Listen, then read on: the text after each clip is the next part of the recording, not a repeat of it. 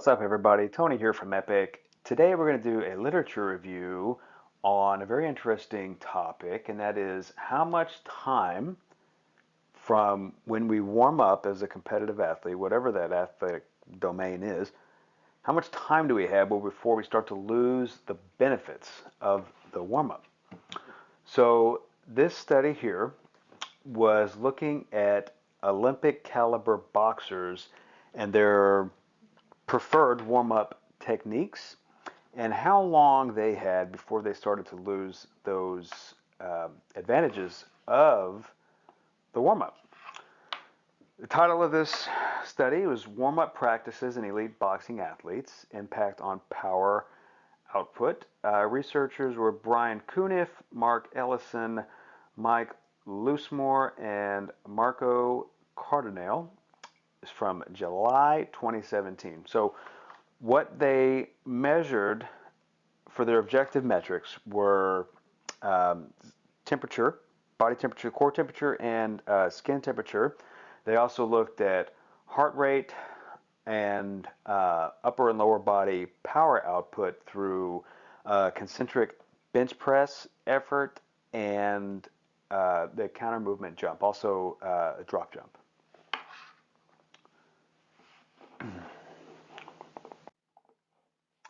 So something I thought was interesting is they allowed the athletes in the study subjects, to choose their own warm-up. Normally when studies are conducted, you want to mitigate as many variables as you can, and they did that, but with regard to the warm-up, they said, you know, you guys are Olympic boxers, you know best what's going to warm you up, and I think that gives it kind of a real-world perspective other than just having a standardized warm-up. The problem with the standardized warm-up would be, even at the Olympic caliber, Olympic level, athletes are going to have different preferences on their warm-up. Their coaches may have different outlooks on it and what they think is best for the athlete. And even the actual warm-up aside, how they respond could be differently because you may have different levels of athletic ability, different other physiological factors going on inside of them. The individual differences are going to vary. So I think it was a good call to let them choose their own method of warming up instead of having a standardized warm-up. They were self-selected warm-ups. And I think that was a really good call here.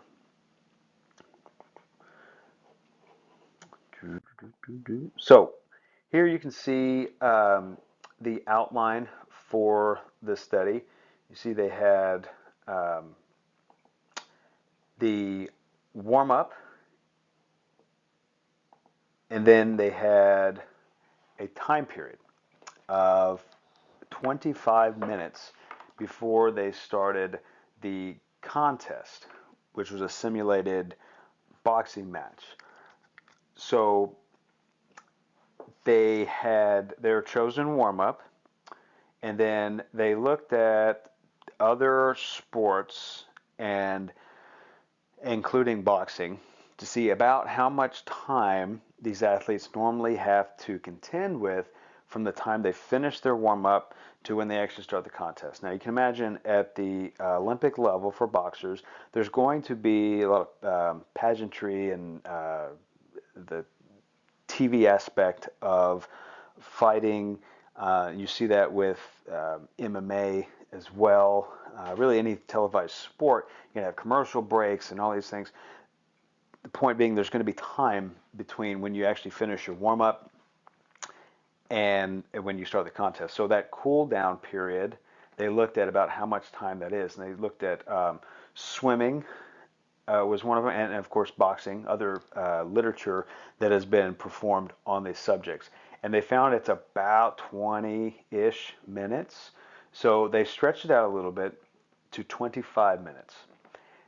One interesting note that they made regarding the improvements of a good warm-up, some in swimming, the 200-meter freestyle, so they found that 20 minutes after the warm-up was significantly different than 45 minutes after the warm-up from where they started.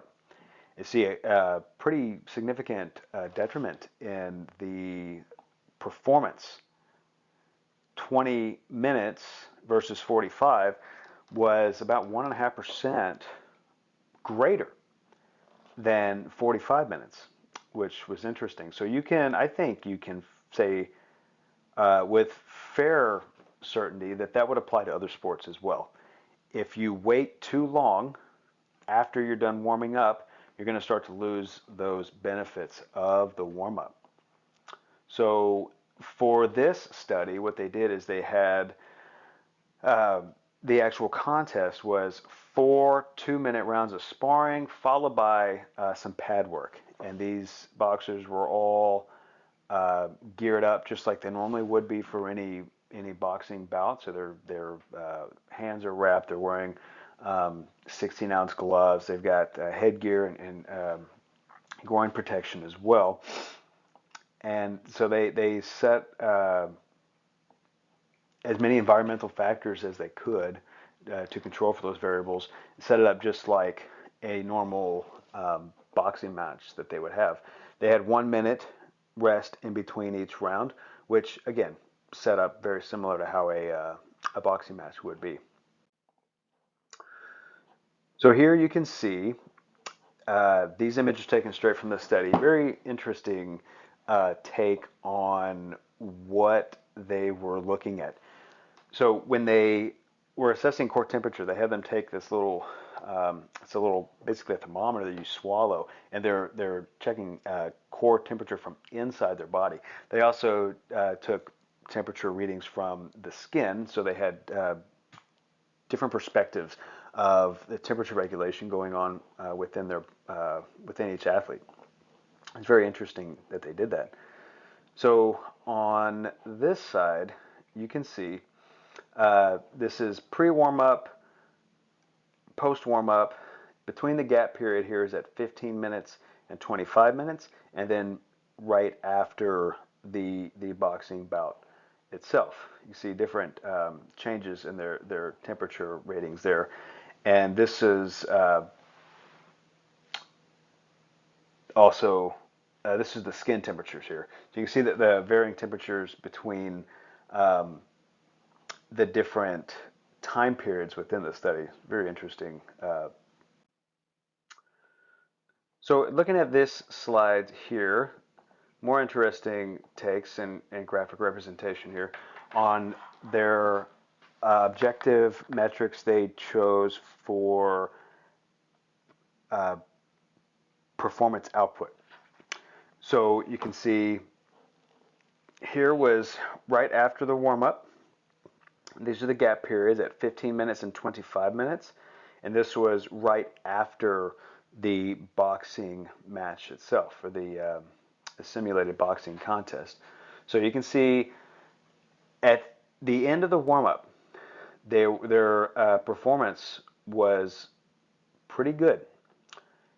As time goes on after the warm-up, they lose some of that power output, and then right after the contest, looks like it's slightly above on the drop jump and about the same on the counter movement jump. So you can see after warm-up, cool down from the gap period, and then immediately after the contest, they're comparable. So if you were to assume that your performance is related to how efficient your warm-up was, you can almost say that it's a predictor of performance.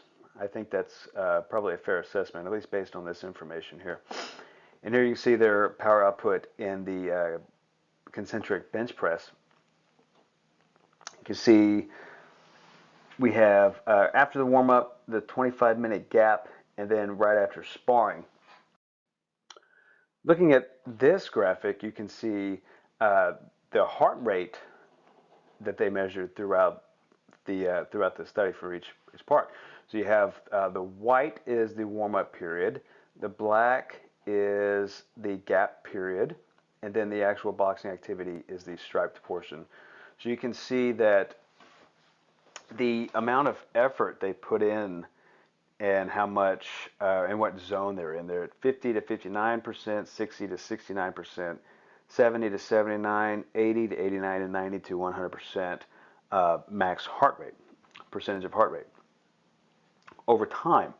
So most of the athletes were pretty close for their warm-up and the gap period where they spent majority of their time in the 50-ish% time. And then, of course, you have a fair amount that went above 90% during the contest, the simulated contest. So it's just an interesting perspective here to look at when you see how much effort they're putting into these each of these time periods and how much of their heart rate they're working. All right, so takeaways on this one. Why do we want to warm up? Well, the simplest way to describe the goal of any good warm-up is to just literally warm the body up. You can warm the body up, you're probably doing exactly what you should be doing. I think your warm-ups can be general or specific. My opinion, if you have a very skilled sport, that maybe your warm-up should be more skill-oriented. If you have a lesser skilled sport, you could probably do more of a generic warm-up. But I think probably a blend of the two would probably be best. You start with a generalized warm-up, then you kind of work your way into a more sport-specific warm-up. Now, your coaches may have different perspectives on this. You may have guys like in the boxing community who've been fighting for a long, long time, and they have their opinions on what's going to be the best way to warm up their athletes. Usually I would defer to your coach on that, but just looking at what the science says of it here, I think we're doing good with generalized and then into a sport-specific warm-up. So the end result, either way, it should be a warmed athlete. Probably starting to break a sweat a little bit. You don't want to push them into a point of exhaustion, but this is going to be variable from one individual to another. If you have a very well-conditioned athlete, you can probably push them pretty hard, and it's not going to take away from their performance all that much.